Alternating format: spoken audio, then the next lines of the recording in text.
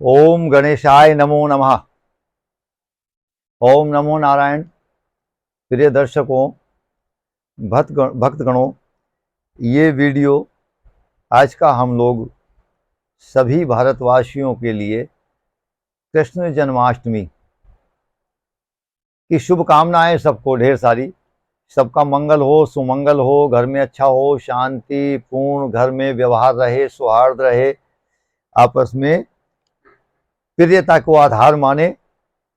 देखिए, जन्माष्टमी जो पर्व है, विशेषकर क्या है कि तभी आप लोगों को, सारे लोगों को, जो भी भक्तगण हैं, तभी इसका लाभ मिलता है। इसमें देखिए, सभी लोग बोलते हैं राधे राधे, बोलते हैं जय श्री राधे, बोलते हैं जय श्री कृष्णा, बोलते हैं। ये नारायण का व्रत है, नारायण का जन्म है। वैसे तो प्रमुख बात यह है, ये हम उनका ये जन्मोत्सव मना रहे हैं, ना कि ये जन्माष्टमी नहीं है। ये उनका जो अष्टमी तिथि है, इसमें वो प्रकट हुए थे। भगवान कभी जन्म नहीं लेते। अच्छा, जन्म लेंगे तो वो मरेगा। जो व्यक्ति जन्म लेता है तो वो मरता है। तो भगवान की मरने की डेट कहाँ है? भगवान कभी मरते हैं क्या? या भगवान की कहीं समाधि देखी है आपने? कब्र देखी है आपने? भगवान के मंदिर देखे हैं।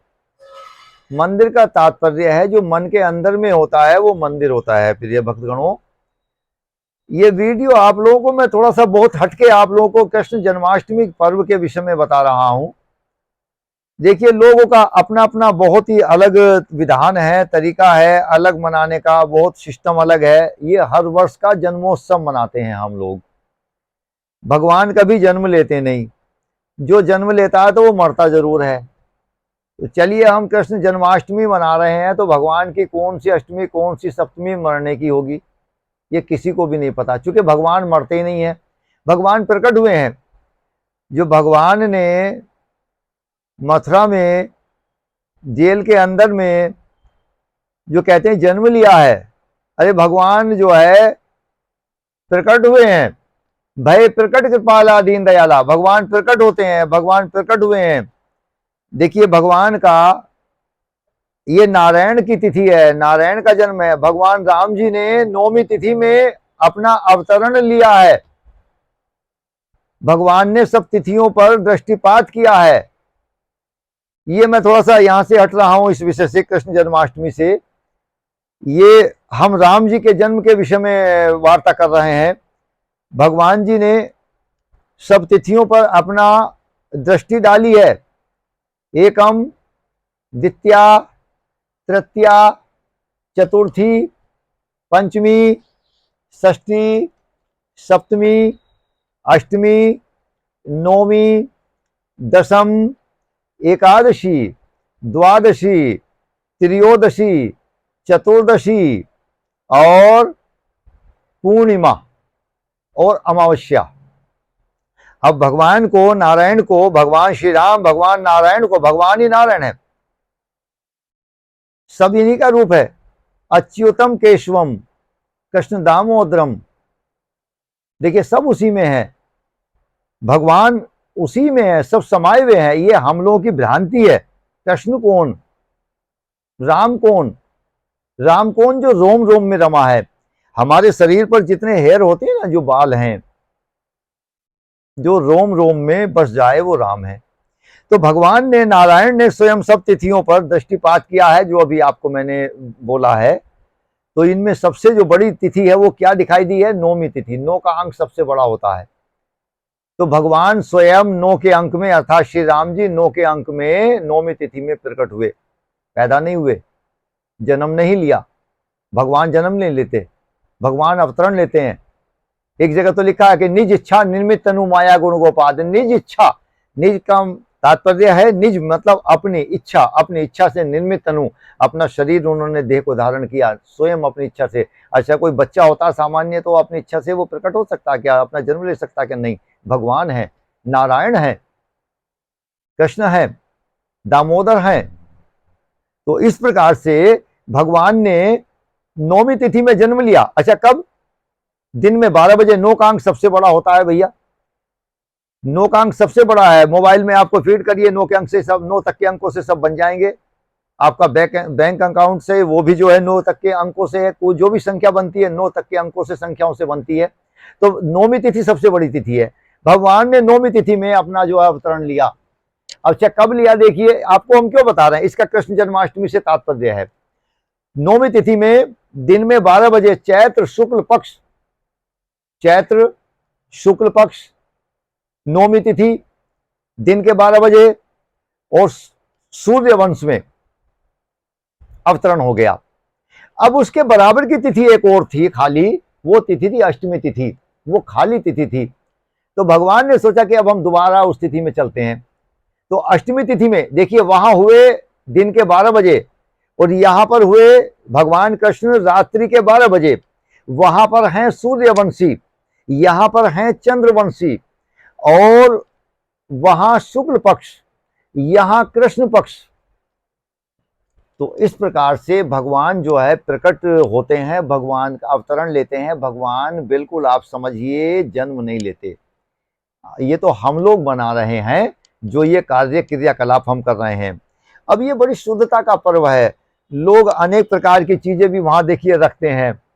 लोग जो है जल का करते हैं, फव्वारा लगाते हैं, नालियां बनाते हैं, कुछ और कर रहे हैं, सारी चीजें बनाते हैं, सब कुछ है। ये दुनिया वालों को कुछ झांकियां हैं, अनेक चीजें हैं, सब कुछ है।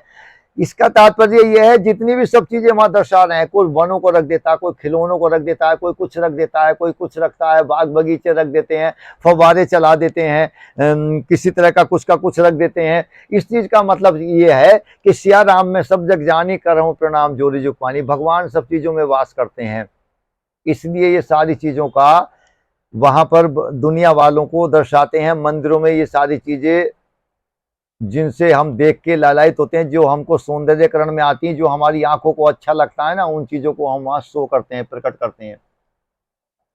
अब भगवान देखिए, अब ये चंद्रायन है, भगवान चंद्रवंशी हैं, भगवान का प्रकटीकरण हुआ है अष्टमी तिथि में। आइए थोड़ा इसी के विषय में बात करते हैं। भगवान का जो जन्म हुआ है ये चंद्रवंशी है, और अष्टमी तिथि में प्रकटीकरण हुआ है, और रात्रि में 12 बजे हुआ है, और रोहिणी नक्षत्र में हुआ है। और जन्माष्टमी तो यूं तो हमेशा 2 ही होती हैं, 2 हैं, मथुरावासी गोकुलवासी, इसमें कोई भ्रम करने की बात नहीं है। अच्छा, ये 2 क्यों हो गई, इसका भी कारण है। जहां पर प्रकट हो गए वहां से कंस के बचाव के लिए वासुदेव जी उनको लेकर जाते हैं छिपाने के लिए। तो जब छिपाने के लिए लेकर जाते हैं, तो जहां पर वो पहुंच गए, दूसरे लोग तभी मनाने लगे जब उनको दिखलाई दिए, इसीलिए ये 2 हो जाती हैं। तो इसमें भ्रमित वाली बात नहीं है, आप जिसको मानिए उसके अनुसार कीजिए। लेकिन हाँ, एक बात है, इसको पूर्ण रूप से करिए। रात्रि 12 बजे तक आप लोगों को इसका व्रत रखना चाहिए। जो लोग नहीं रखते, ठीक है, उनका अपना विधान है। कुछ लोग सायकालीन भी भोजन कर लेते हैं, सुबह से ही भोजन कर लेते हैं, फलाहार का भोजन करते हैं। कुछ लोगों के यहाँ रात्रि में भगवान को जो है भोग लगाते हैं, जो अपना पकवान का भोग लगाते हैं, अन्न का। लेकिन हमारे अनुसार ये गलत है। ये सात्विक होना चाहिए, ये फलाहारी भोजन होना चाहिए, ये फलाहार का भोग लगना चाहिए।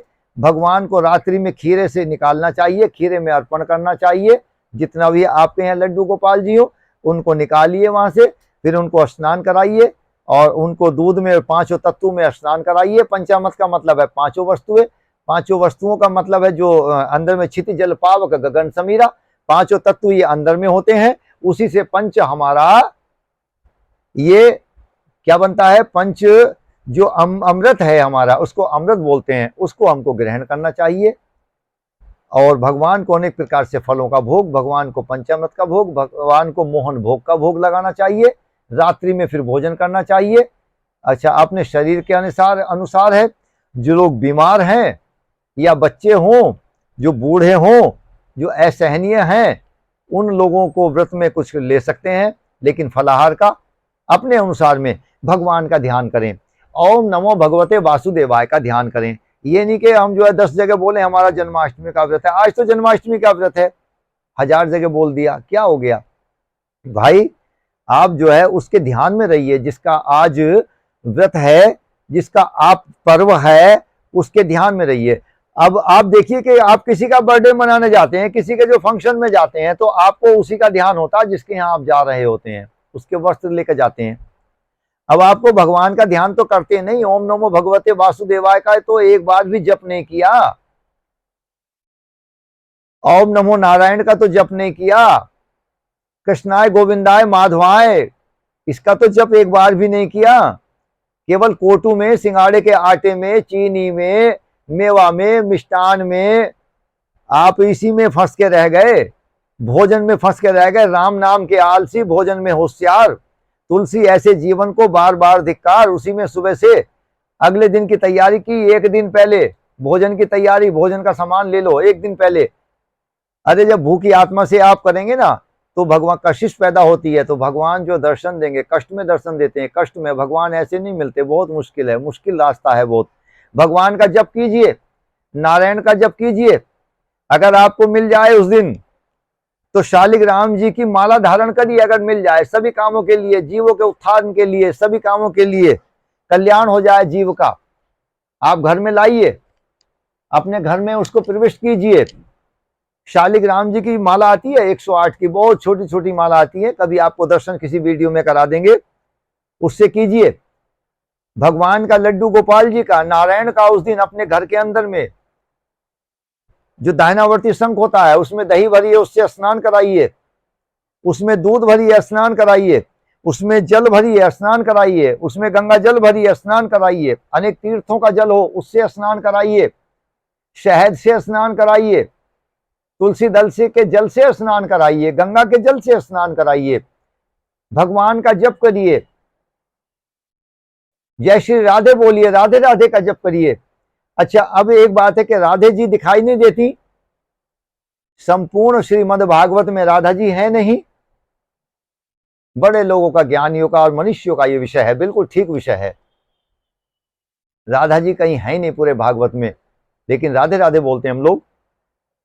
क्योंकि कारण क्या है? राधा क्या है? राधा आत्मा है, और आत्मा दिखाई नहीं देती है, उसको एहसास किया जाता है, उसको हम ले सकते हैं, उसका आभास किया जाता है, भगवान का आभास किया जाता है, आत्मा का आभास किया जाता है हमारे अंदर। लेकिन है, अगर आत्मा छोड़ के शरीर को चल दे तो कुछ नहीं बचेगा।